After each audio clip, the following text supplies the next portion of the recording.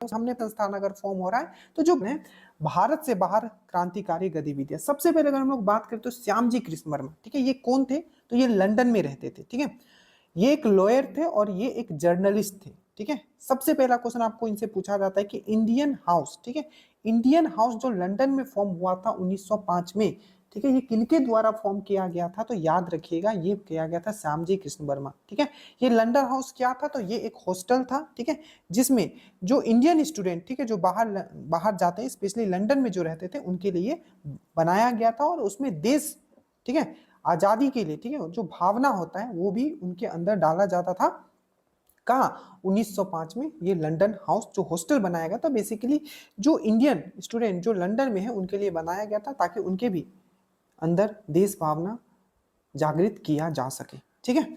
Indian house याद रखिएगा 1950। एक जर्नल लिखा गया था, ठीक है, जर्नल लिखा गया था जिसका नाम था the Indian sociologist. The Indian sociologist जो लिखा गया है याद रखिएगा, ठीक है, किनके द्वारा लिखा गया है? ठीक है, तो ये भी जो लिखा गया है श्यामजी कृष्ण वर्मा के द्वारा लिखा गया है द इंडियन सोशियोलॉजिस्ट, ठीक है, याद रखिएगा।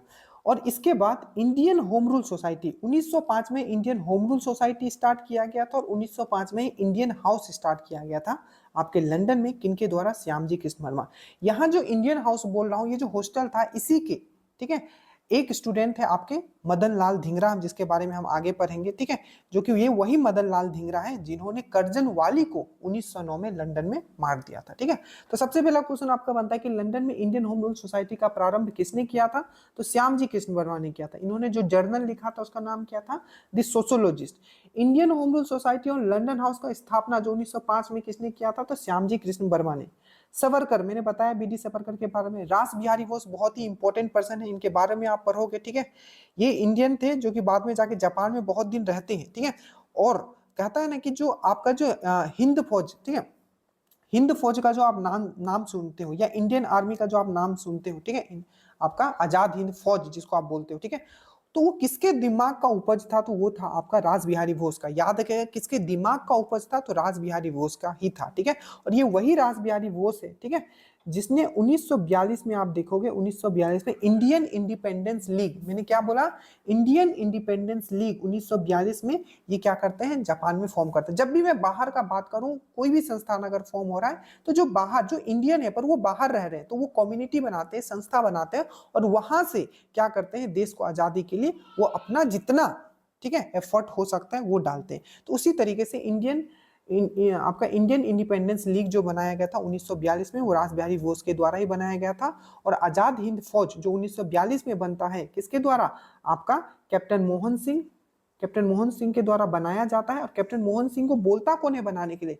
रास बिहारी बोस ही बोलता है। तो 1942 में जो आपका जो आजाद हिंद फौज बना था, वो किसके दिमाग का उपज था? तो रास बिहारी बोस के दिमाग का उपज था, ठीक है। किसने बनाया था? तो कैप्टन मोहन सिंह ने बनाया था। बट ये किसी विवाद से खत्म हो जाता है, और 1943 में फिर से आजाद हिंद फौज या इंडियन नेशनल आर्मी स्टार्ट किया जाता है। किसके द्वारा? आपका सुभाष चंद्र बोस के द्वारा, ठीक है। ये कहानी में जब थोड़ा और जब समय मिलेगा तो बताऊंगा, बट अभी आप इतना ही याद हो, मदन लाल धिंगरा, ठीक है। तो यहाँ पूछा सावरकर, रास बिहारी बोस, मदन लाल धिंगरा तथा लाला हरदयाल में से गदर पार्टी का गठन किया था। तो याद रखना है लाला हरदयाल। याद रखना गदर पार्टी बहुत ही इंपॉर्टेंट है। 1913 का समय था सैन फ्रांसिस्को, जो कि कहाँ? यूएसए में। तो 1913 में सैन फ्रांसिस्को में क्या होता है? आपका गदर पार्टी का फॉर्मेशन किया जाता है, ठीक है। और गदर पार्टी का जो फॉर्मेशन किया जाता है, संस्थापक होते हैं लाला हरदयाल, और इसके जो प्रेसिडेंट बनते हैं या अध्यक्ष जो बनते हैं, सोहन सिंह वकना बनते हैं, ठीक है, सोहन सिंह, याद रखिएगा। और ये जो आपका गदर पार्टी है, ठीक है, गदर पार्टी ही गदर पत्रिका भी निकालती है, ठीक है। और मदन लाल धिंगरा के बारे में क्या बताया? ये 1909 में कर्जन वाली को ये मार देते हैं। याद रखना कर्जन वाली, दो पर्सन का नाम आपको याद रखना है, एक है कर्जन वाली, सॉरी, एक है आपका मदन लाल धिंगरा जो कि कर्जन वाली को मारते हैं 1909 में, और एक है आपका जनरल, एक है आपका 1940 में उधम सिंह। ये बीपीएससी में पूछा गया था कि उधम सिंह ने किसको मारा था 1940 में? तो जनरल ओ डायर को मारा था, याद रखें। एक है general general Edward Henry Dyer, ठीक है, एक है जनरल एडवर्ड हेनरी डायर, जिसने गोली चलाने के लिए बोला था 13 अप्रैल 1919। याद करो 13 अप्रैल 1919 को क्या हुआ था? जलियांवाला बाग हुआ था 13 अप्रैल 1919 को, ठीक है। क्या हुआ था? 13 अप्रैल 1919 को जलियांवाला बाग। तो जिसने गोली चलाने के लिए बोला था वो एडवर्ड, ठीक है, एडवर्ड एडवर्ड डायर था, एडवर्ड डायर था, ठीक है, एडवर्ड हेनरी डायर था। बट ये जो था जनरल ओ डायर, ये क्या था, तो वो गवर्नर होता है उस समय आपका अमृतसर का। तो जनरल ओ डायर को कौन मारता है, तो उधम सिंह मारता है 1940 में। और करजन वाली को कौन मारता है, 1909 में मारता है आपका मदन लाल धिंगरा। ठीक है, याद रहेगा। चलिए, उसके बाद एक गदर पार्टी की स्थापना 1913 में कहा हुआ था, सैन फ्रांसिस्को, किसके द्वारा, लाला आपका हरदयाल के द्वारा। और अध्यक्ष प्रेसिडेंट कौन बने थे, सोहन सिंह बने थे। ठीक है, गदर आंदोलन की स्थापना की थी सोहन सिंह बकना ने, ये फाउंडिंग प्रेसिडेंट थे, याद रखिएगा। ठीक है, गदर पार्टी का पहला सभापति कौन था, सोहन सिंह बकना। अभी गदर पार्टी क्या था, एक बार अच्छे से देख लेते। जैसा कि मैंने बताया कि एक क्या था, भारतीय क्रांतिकारी संगठन था जो देश से बाहर बना था। ठीक है, मेनली इसका काम क्या था, तो ब्रिटिश शासन से देश को आजाद कराना। ठीक है, 1913 में इसका फॉर्मेशन रखा गया, कहा, संयुक्त राज्य अमेरिका में रखा गया। प्रवासी भारतीय मतलब जो भी एनआरआई थे, ठीक है, जो भारतीय थे पर वो यूएसए में रह रहे थे। ठीक है, नवंबर 1913 में सैन फ्रांसिस्को में मुख्य इसका स्थापना, मतलब नवंबर 1913 में इनका जो मुख्यालय बनाया गया था, याद रखिएगा, युगांतर आश्रम। तो आपको क्वेश्चन पूछा जा सकता है कि युगांतर आश्रम जो था ये किसका मुख्यालय था, कौन से पार्टी का या कौन से क्रांतिकारी संगठन का।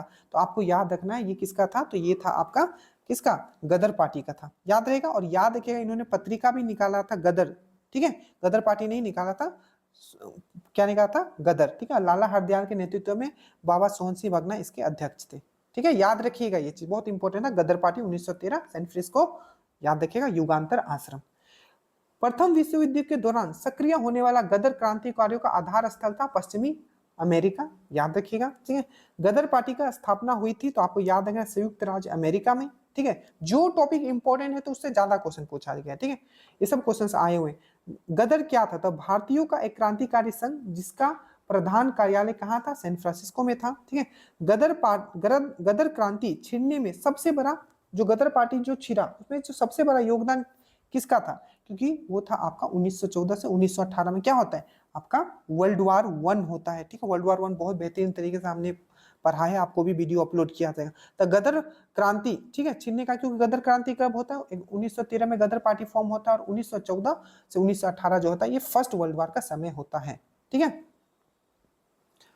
वह व्यक्ति जिसने विदेश में गणतात्मक, अभी क्वेश्चन पूछा जाता है कि कौन सा ऐसा व्यक्ति था, ठीक है, जिसने पहला अंतरिम सरकार बनाया था। ठीक है, पहला अंतरिम सरकार बनाया था, तो वही बोला, वह व्यक्ति जिसने विदेश में गणतात्मक सरकार की स्थापना की थी, तो ये है महेंद्र प्रताप। और इसने कहा किया था, तो अफगानिस्तान में, मतलब एंट्रीम गवर्नमेंट बना लिया था। क्योंकि देखो इस तरीके का गवर्नमेंट ना, ये अब जो सुभाष चंद्र बोस है उनके द्वारा भी बनाया गया था, आजाद हिंद फौज। तो आजाद हिंद आर्मी भी, आजाद हिंद फौज या आजाद हिंद आर्मी, ठीक है, ये इनका एक सरकार भी बना था। ठीक है, उसी तरीके से, क्योंकि उस समय क्या था ना कि भारत में तो भारत का सरकार था नहीं।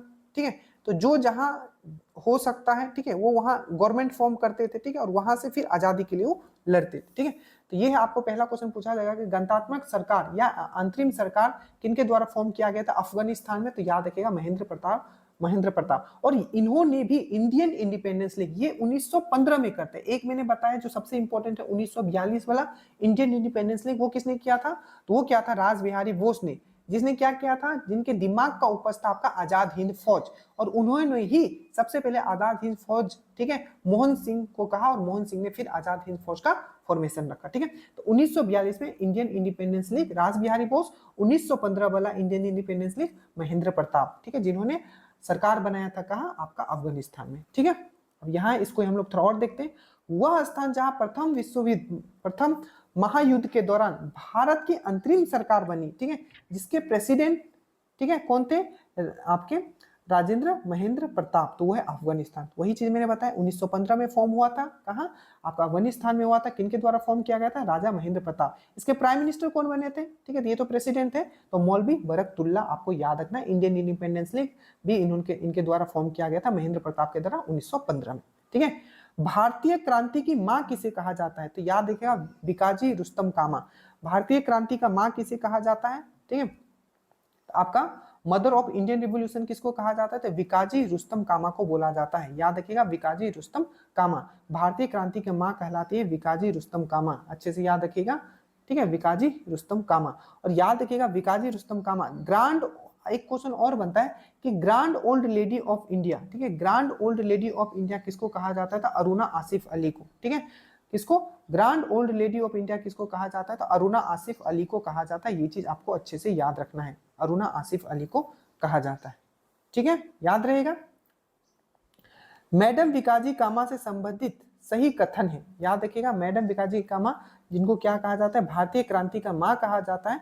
तो मैडम विकाजी कामा से संबंधित सही कथन है आपका मैडम, जो ये मैडम विकाजी कामा जो थी, मैडम कामा दादा भाई नारोजी की निजी सचिव रही थी और मैडम कामा के माता पिता फारसी थे। तो ये दोनों स्टेटमेंट ट्रू है। ठीक है, वह महिला जिसने भारतीय तिरंगा, आप याद रखिएगा मैडम विकाजी कामा जिनको क्या कहा जाता है?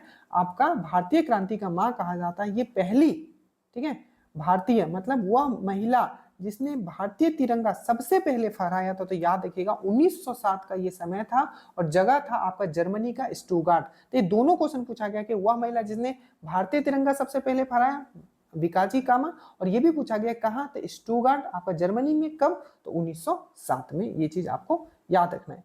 वह व्यक्ति जिसने इंग्लैंड में अधिकारियों की हत्या आरोप में, देखो दो लोगों का मैंने नाम बताया था, ठीक है, जिसने अंग्रेजों का हत्या किया था, वो भी कहा? इंग्लैंड में। पहला नाम मैंने बताया था मदन लाल धिंगरा, ठीक है, और दूसरा मैंने नाम बताया था उधम सिंह।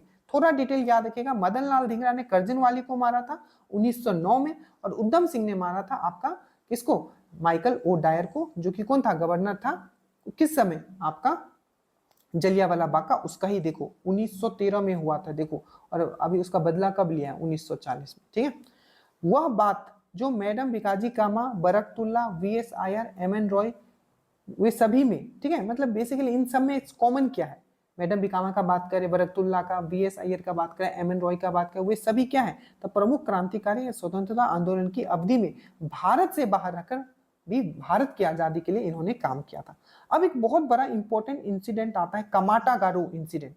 अभी कमाटा गारो इंसिडेंट क्या था? इससे बहुत क्वेश्चंस बनते हैं, ठीक है, तो इसको थोड़ा समझेंगे हम लोग। देखिए, कमाटा गारू जो एक इंसिडेंट है, जो कमाटा गारू जो आपका घटना है, बेसिकली कमाटा गारू है क्या? तो ये क्या था? एक जापानी जहाज था। तो एक जब जापानी जहाज था, इसमें इसको हायर किसने किया था? इसको हायर किया था बाबा गुरदीप सिंह ने किया था। तो कमाटा गारू जो था एक जहाज था जो कि जा रहा था आपका हांगकांग से, कहा जा रहा था? आपका कनाडा। ठीक है, और इसमें क्या थे? बहुत सारे भारतीय थे। अपनी लाइफ को बेटर बनाने के लिए कहा आपका भारत, आपका मतलब आप सिंपल याद रखो कि वो कहां से कहां तक जा रहा था? तो हांगकांग से कनाडा जा रहा था। ठीक है, और शिप का नाम क्या था? कमाटा गारू। लेके कौन जा रहा था? बाबा गुरदीप सिंह लेके जा रहे थे। ठीक है, अच्छे से याद रखिए।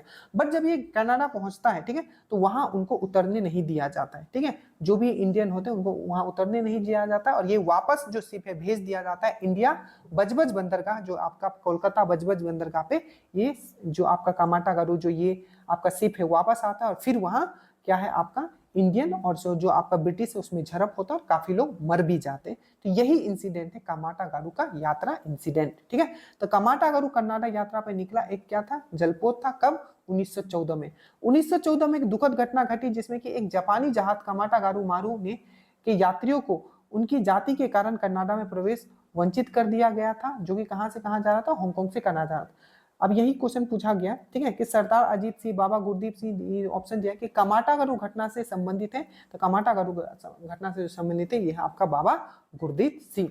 इंडिपेंडेंस लीग मैंने बताया 1942 में, अच्छे से याद रखना कि इंडिपेंडेंस लीग जो 1942 में किया गया था ये रास बिहारी बोस के द्वारा किया गया था। और 1942 में ही आप देखोगे, ठीक है, कि आपका क्या होता है? आजाद हिंद फौज का फॉर्मेशन होता है। ठीक है, किनके द्वारा? तो कैप्टन मोहन सिंह के द्वारा। और इनको कौन बोलते हैं फॉर्म करने के लिए? तो राज बिहारी ही जो होते हैं। ठीक है, मेजर, एक और मेजर होता है, उसका मेजर बोरो नाम होता है आई थिंक। ठीक है, ठीक है, मेजर बोरो जो कि जापान का होता है और ये आपके राज बिहारी बोस मिलते हैं किससे? कैप्टन मोहन सिंह से। ठीक है, जो कि आपके जापान के जेल में ही बंद होते हैं और इनको बोलते हैं कि आप आजाद हिंद फौज का फॉर्मेशन कीजिए, कि 1942 में होता है। पर ये ज्यादा दिन चल नहीं पाता। फिर से 1943 में जो कमान संभालते किसका? आजाद हिंद फौज का और आपका इसका इंडियन ये जो इंडिपेंडेंस लीग है इसका भी कमान कौन संभालते हैं? तो आपका संभालते हैं वो सुभाष चंद्र बोस। ठीक है, तो ये है आपका कि इंडियन इंडिपेंडेंस लीग जो कैलिफोर्निया में, आप देखो ये एक इंडियन इंडिपेंडेंस लीग कैलिफोर्निया में फॉर्म हुआ था 1907 में। तो उसको किसने फॉर्म किया था? तारकनाथ दास। और तारकनाथ दास से क्वेश्चन पूछा जाता है फ्री हिंदुस्तान। फ्री हिंदुस्तान जो पेपर था किसके द्वारा फॉर्म किया गया था? तारकनाथ दास। याद रखिएगा 1907 में कैलिफोर्निया, तारकनाथ दास। तारकनाथ दास याद रखिएगा, एक पेपर भी बनाया था, ठीक है, free Hindustan. Indian independence league 1915 वाला मैंने बता दिया था, महेंद्र प्रताप। ठीक है, महेंद्र प्रताप एंट्रीम गवर्नमेंट, जिसने आपको मैंने यहाँ बताया था, एक मिनट, ठीक है।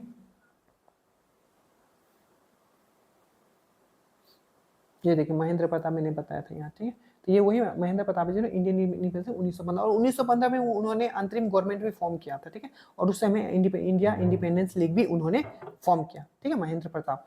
इंडियन इंडिपेंडेंस जापान में जो फॉर्म हुआ था रास बिहारी बोस के द्वारा, समझा के कर रहा हूँ, ऐसे नहीं कि मैं रटा रहा हूँ आपको, ठीक है।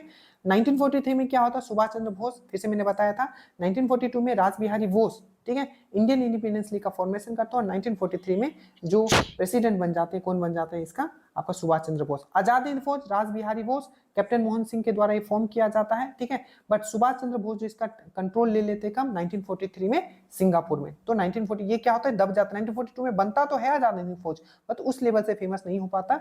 जब इसमें 1943 में जब आजाद हिंद फौज किसके कमांड के अंदर आता है, सुभाष चंद्र बोस के अंदर, तब ये बहुत ज्यादा फॉर्म हो, ये आपका फेमस होता है सिंगापुर में, ठीक है। राज बिहारी बोस और सचिंद्र नाथ, याद रखिएगा, राज बिहारी बोस और सचिंद्र नाथ सान्याल। सचिंद्र नाथ सान्याल के द्वारा एक आपका पत्रिका भी निकाला गया था, बंदी जीवन, के बंदी जीवन, ठीक है, बंदी जीवन। तो सचिंद्र नाथ सान्याल, ठीक है, और राज बिहारी बोस ने किसके ऊपर बॉम्ब फेंका था पूछा जाता है, तो लॉर्ड हार्डिंग, आपको पता है लॉर्ड हार्डिंग, ठीक है। लॉर्ड हार्डिंग जो दिल्ली दरबार लगता है, आपको पता है 1911 में आपका दिल्ली दरबार लगाया जाता है, ठीक है, जिसमें कि जॉर्ज पंचम भारत आते हैं। इसमें तीन अनाउंसमेंट किया जाता है, ठीक है, जॉर्ज पंचम के द्वारा 3 अनाउंसमेंट किया जाता है। सबसे पहला तो किया जाता है 1911 में जब वो आते हैं, तो जो दिल्ली से जो है आपका कोलकाता से क्या है कि दिल्ली जो है ट्रांसफर कर दिया जाएगा कैपिटल। दूसरा क्या किया जाता है कि जो बंगाल का जो विभाजन है वो भी रद्द कर दिया जाएगा, ठीक है। और तीसरा क्या करते हैं, जो आपके बंगाल से बिहार को अलग कर दिया जाएगा, ठीक है। बट बिहार से बंगाल अलग कब होता है, घोषणा तो 1911 में किया जाता है, बट जो ये अलग जो होता है ये 22 मार्च 1922 को होता है। इसीलिए हम लोग 22 मार्च 1922 को क्या मनाते हैं, हम लोग बिहार दिवस मनाते हैं। तो ये चीज याद रखिएगा जितना हमने बताया है, ठीक है। और जो कुछ एक्स्ट्रा पॉइंट बताता हूँ ऑलरेडी एग्जाम में पूछा जा चुका है, ठीक है। तो याद रखिएगा ये जितना भी चीज मैंने बताया है शॉर्ट था, बट